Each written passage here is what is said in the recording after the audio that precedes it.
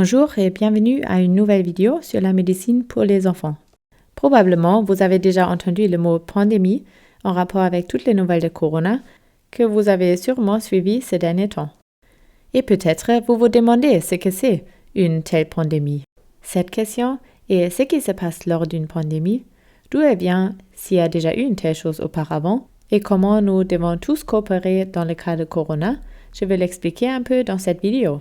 Avec le mot pandémie, on décrit la propagation d'une maladie infectieuse au-delà des frontières des différents pays et même des continents. Le mot vient du grec et signifie tout le peuple.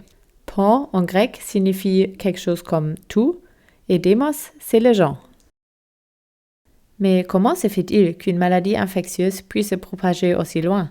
Il existe de nombreuses maladies infectieuses différentes, mais elles ne conduisent pas toutes à des pandémies.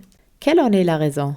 La manière dont une maladie infectieuse peut conduire à une pandémie dépend de nombreux facteurs différents. Il s'agit de l'agent pathogène, du type de transmission et de l'hôte, c'est-à-dire la personne. En outre, la propagation d'une maladie infectieuse dépend de la possibilité de la traiter, de l'existence d'une vaccination et de l'immunité après une infection, c'est-à-dire de l'impossibilité de retomber malade. Venons-en aux agents pathogènes. Il existe des agents pathogènes très différents, par exemple des virus, des bactéries ou des parasites.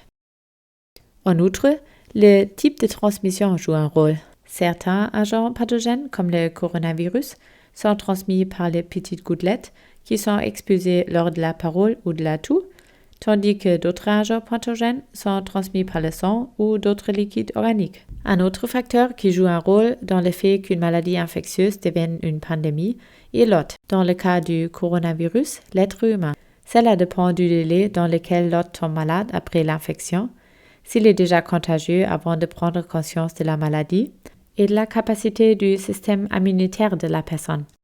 Et enfin, bien sûr, un facteur décisif est de savoir si nous pouvons raccourcir la maladie, par exemple avec des médicaments, ou même la prévenir complètement par la vaccination. Comme vous voyez, l'ensemble est assez compliqué car de nombreux facteurs différents ont une influence sur la façon dont une maladie infectieuse se propage et si elle devient une pandémie. Passons maintenant à la question de savoir si de telles pandémies ont déjà eu lieu. Oui, il y a déjà eu de nombreuses pandémies différentes et j'aimerais bien vous en donner quelques exemples. Faisons ensemble un petit voyage dans le temps. Vous avez sûrement entendu parler de la peste. La propagation de la peste a été l'une des pires pandémies jamais connues. C'était déjà il y a près de 700 ans, ça s'est passé sur une période longue et en plusieurs vagues. La pandémie a commencé en Asie et a été amenée en Europe par la route de la soie avec le commerce. C'est ainsi que la bactérie responsable de la peste, Yersinia pestis, a atteint l'Europe. En Europe, la bactérie a été transmise par les puces de rat. Mais à l'époque, personne ne savait rien de cette bactérie. Elle a été découverte bien plus tard. À cette époque, beaucoup de gens pensaient que la maladie était une punition de Dieu. On estime qu'environ un tiers de la population mondiale de l'époque est morte de la peste. Mais heureusement, c'était il y a déjà très longtemps. La grippe espagnole est une autre pandémie qui n'est pas si ancienne. La grippe espagnole a éclaté il y a environ 100 ans. Le nom est un peu trompeur car en fait la grippe espagnole ne vient pas d'Espagne mais des États-Unis. Le virus a été propagé dans le monde entier pendant la Première Guerre mondiale par les soldats qui ont traversé les mers à bord des navires de guerre. La grippe espagnole était une infection grave qui a touché plusieurs millions de personnes et qui a fait encore plus de victimes que pendant la Première Guerre mondiale. Une pandémie plus récente qui est toujours en cours est la pandémie de VIH ou de SIDA. Cette pandémie a débuté en Afrique dans les années 80 et s'est ensuite propagée dans le monde entier. Une infection par ce virus entraîne un affaiblissement du système immunitaire. Toutefois, il existe aujourd'hui des médicaments efficaces qui permettent aux personnes infectées de mener une vie normale et de vivre aussi longtemps que les autres, à condition qu'ils prennent régulièrement leurs médicaments. Néanmoins, la maladie est un gros problème en Afrique et en partie aussi dans le monde entier. Revenons donc sur le virus Corona. La propagation du virus Corona est désormais aussi une pandémie. Mais où tout cela a-t-il commencé? Les premiers cas de Corona sont apparus en Chine il y a quelques mois, en décembre 2019 à Wuhan. Certaines des premières personnes infectées de cette ville ont travaillé dans un marché de gros, où de nombreux animaux différents étaient échangés. On ne sait pas encore exactement qui a été le premier patient et de quel animal le virus a été transmis.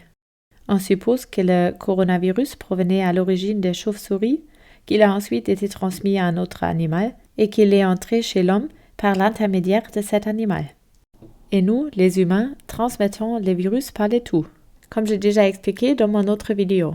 Dans le monde actuel, un tel virus peut se propager très rapidement. Quand nous partons tous en vacances, prenons souvent l'avion, vos parents peuvent faire des voyages d'affaires dans le monde entier et notre commerce s'est mondialisé. Ainsi, des voyageurs ont apporté le virus de Chine en Europe et aux États-Unis, entre autres, et ont affecté des autres personnes qui, à leur tour, ont affecté d'autres personnes, etc. En quelques mois, le virus corona s'est donc répandu presque partout dans le monde.